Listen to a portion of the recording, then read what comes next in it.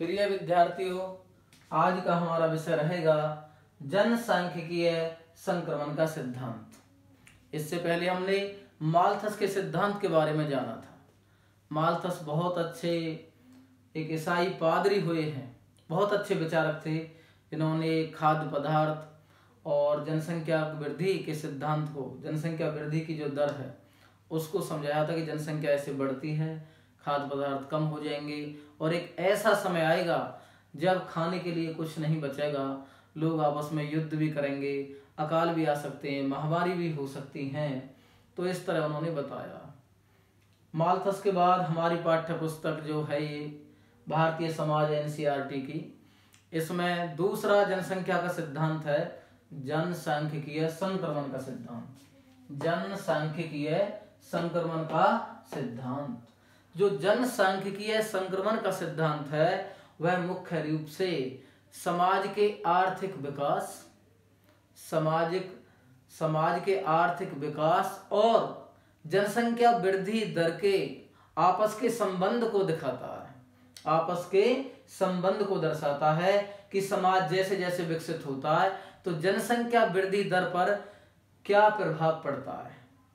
जो समाज एक अवस्था से दूसरी अवस्था में जाता है या एक चरण से दूसरे चरण में प्रवेश करता है, या ये कहें कि समाज निम्न अवस्था से उच्च अवस्था की ओर जाता है, समाज विकसित होता है, तो जनसंख्या वृद्धि दर पर क्या प्रभाव पड़ता है। इसका सीधा सा मतलब ये हुआ, जो जनसांख्यिकीय संक्रमण का सिद्धांत है बहुत ही महत्वपूर्ण सिद्धांत है और यह सिद्धांत समाज का जो आर्थिक विकास और जनसंख्या वृद्धि दर के संबंध को दर्शाता है। जनसांख्यिकीय संक्रमण सिद्धांत के यदि हम देखें तो मुख्य रूप से 3 चरण हैं। कितने चरण हैं? 3, 1, 2, 3। जनसंख्या संक्रमण के सिद्धांत के 3 चरण हैं। तो पहला चरण क्या है? बुनियादी इसके 3 चरण हैं। यदि हम देखें, मतलब संक्रमण का सिद्धांत को समझने के लिए हमें संक्रमण के सिद्धांत के बुनियादी जो 3 चरण हैं उनको समझना होगा। पहला चरण क्या है? ध्यान देंगे सभी विद्यार्थी। पहले चरण में क्या होता है?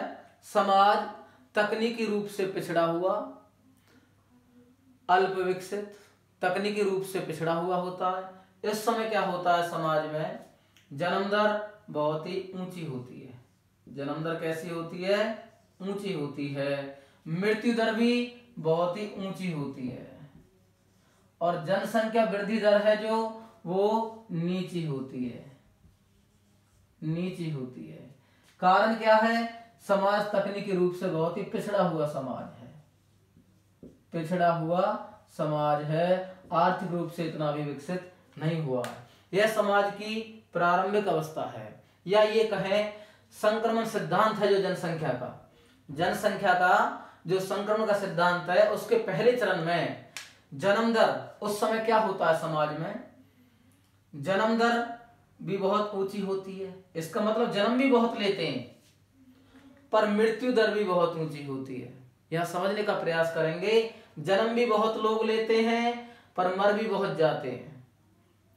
जन्म दर भी बहुत ऊंची है, मृत्यु दर भी बहुत ऊंची है, परंतु जो कुल शुद्ध जनसंख्या की वृद्धि दर है वो नीची बनी रहती है। और ये क्यों होता है? क्योंकि समाज कैसा होता है?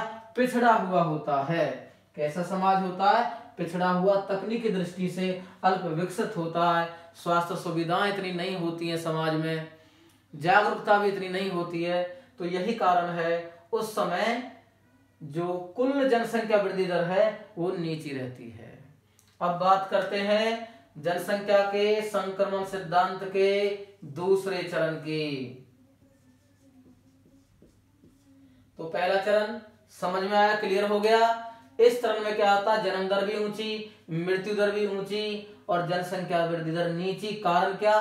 पिछड़ा हुआ समाज है, अल्प विकसित है, तकनीकी रूप से अल्प विकसित है, इतना विकास नहीं हुआ है, प्रारंभिक अवस्था एक तरह से देखा जाए तो। दूसरा चरण क्या है? इसमें क्या होता है? जन्म दर तो ऊंची रहती है परंतु मृत्यु दर नीची हो जाती है। और जो जनसंख्या वृद्धि दर है वो ऊंची हो जाती है, ऊंची हो जाती है। कारण क्या है? कारण ये देखो, आप यहां पर देखेंगे संक्रमण के सिद्धांत का दूसरा चरण, जन्म दर ऊंची है, मृत्यु दर नीची है, थोड़ा स्वास्थ्य सुविधाओं का विकास हो जाता है। समाज इसमें पिछड़ी हुई अवस्था से उन्नत अवस्था की ओर जाता है, पिछड़ी हुई अवस्था से उन्नत अवस्था की ओर जाता है। स्वास्थ्य के साधनों का थोड़ा विकास हो जाता है, अच्छे डॉक्टर्स आ जाते हैं, अच्छे अस्पताल बन जाते हैं, या ये कहें रोग नियंत्रण की जो क्षमता है वो बढ़ जाती है, रोगों को नियंत्रित कर लिया जाता है, या पोषण सुविधाएं बढ़ जाती हैं, खाद्य संसाधन बढ़ जाते हैं, पोषण अच्छा मिलता है। तो क्या होता है, जन्म दर तो ऊंची बनी रहती है परंतु मृत्यु दर नियंत्रित की जाती है, मृत्यु दर को कंट्रोल कर लिया जाता है, और जो जनसंख्या वृद्धि दर है वो बहुत ऊंची हो जाती है। यह जनसंख्या विस्फोट की स्थिति है, इसे संक्रमणकालीन चरण भी कहा जाता है। और इसका कारण क्या है? समाज में उन्नति हो जाती है क्योंकि स्वास्थ्य सुविधाएं विकसित हो जाती हैं। स्वास्थ्य सुविधाओं के कारण क्या होता है, मृत्यु दर को कम कर लिया जाता है परंतु जन्म दर को नियंत्रित नहीं किया जाता है, और जनसंख्या वृद्धि दर बहुत ही ऊंची हो जाती है। अब बात करते हैं तीसरे चरण की। जनसंख्या संक्रमण के सिद्धांत का तीसरा चरण भी बहुत महत्वपूर्ण है। इस समय क्या होता है, जन्म दर नीची,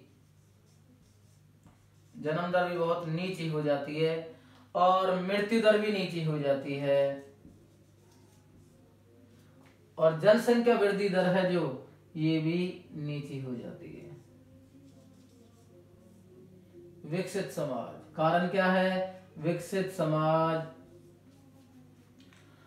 इस अवस्था में समाज बहुत ही जागरूक हो जाता है, जन्म दर को कम कर लिया जाता है, जन्म दर कम हो जाती है, परिवार नियोजन के साधन, फैमिली प्लानिंग या तकनीक इस तरह विकसित हो जाती है कि लोग प्लानिंग करते हैं, जन्म देने वाले बच्चों की भी प्लानिंग करते हैं। तो ये जो जन्म दर क्या हो जाती है यहाँ पर नीची, मृत्यु दर भी यहाँ स्वास्थ्य सुविधाएं अच्छे से विकसित हो जाती है, नीची हो जाती है, और जो जनसंख्या वृद्धि दर है वो भी कम हो जाती है, थोड़ी नीची हो जाती है। तो ये हमारा जनसंख्या के संक्रमण का सिद्धांत था। हमारा जो भारत देश है, संक्रमण के सिद्धांत का जो जनसंख्या विस्फोट की स्थिति भी इसमें, अब ये संक्रमण का सिद्धांत देखा जाए तो दूसरा चरण में है। कोशिश यदि हम देखते हैं कि हमारे देश में फैमिली प्लानिंग, परिवार नियोजन के साधन विकसित हैं, परंतु 2011 की जनगणना हुई है तो जन्म दर उच्च है और मृत्यु दर को नियंत्रित कर लिया गया है और वृद्धि दर बहुत अधिक चल रही है, और 2021 में होने वाली है, देखते हैं क्या होता है। तो ये जनसंख्या के संक्रमण का सिद्धांत था।